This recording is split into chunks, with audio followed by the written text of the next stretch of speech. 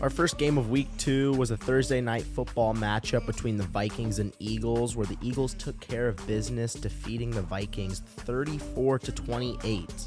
They absolutely dominated this game in the run, and their defensive line was getting after Kirk Cousins relentlessly. The Vikings now sit at 0-2 with a tough remaining schedule and a lot of question marks around this organization. The biggest question mark within this franchise is if they'll bring back quarterback Kirk Cousins next season. It seems like this is the final year the Vikings are giving him to make a playoff push before letting him go. So far, they've engaged in no real contract talks, and all signs are saying he won't be with the team next year. But that's not why I bring this up. At the beginning of the season, I felt like the Vikings were one of the most disrespected and underrated teams in the NFL. Now with the 0-2 start, things aren't looking great. Most casual sports fans will blame these losses on Kirk Cousins and his inability to win in primetime.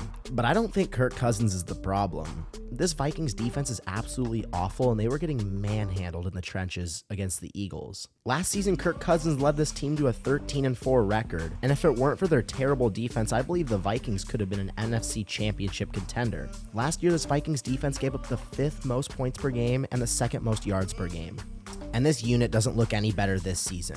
But I think it would be a terrible decision for the Vikings to get rid of Kirk Cousins after this offseason, considering all the glaring gaps in this team. This offensive line looked absolutely horrible on Thursday night. Now, I know Darisaw was injured and their right guard went down, but even when those two guys are back, this is a bottom 10 unit in the league. Another problem with getting rid of Kirk Cousins is trying to find his eventual replacement. Taking big swings in the draft makes no sense. Minnesota's going all in on their receiving core, making Hawkinson the highest paid tight end in the NFL. Justin Jefferson will eventually be the highest paid receiver in the NFL, and Jordan Addison, a guy who they spent a first-round draft pick, is looking like an absolute stud. Filling in a quarterback that's a rookie makes no sense. Kirk Cousins is a borderline top 10 quarterback, and I don't understand why he receives so much slander. People talk about how bad he is in primetime. He absolutely balled out on Thursday Night Football. He threw for 364 yards, 4 touchdowns, and no interceptions. Not to mention, this offensive line was letting him get killed back there. This Eagles D-line was absolutely teeing off on him every single play, and I felt bad for Kirk Cousins at a certain point.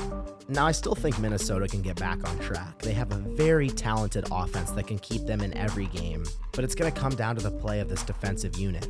In the upcoming weeks, they'll play the Chargers at home, the Chiefs at home, the 49ers at home. Then they'll go on the road at Cincinnati, and they'll play 2 tough division games against Detroit and Green Bay.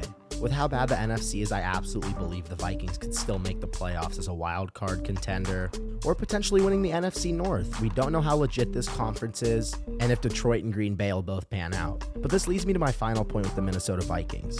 I heard a lot of people talking that the Jets should go all in on getting Kirk Cousins. He's on the last year of his deal in Minnesota. There's some obvious frustration within this organization, and the Jets obviously just lost Aaron Rodgers.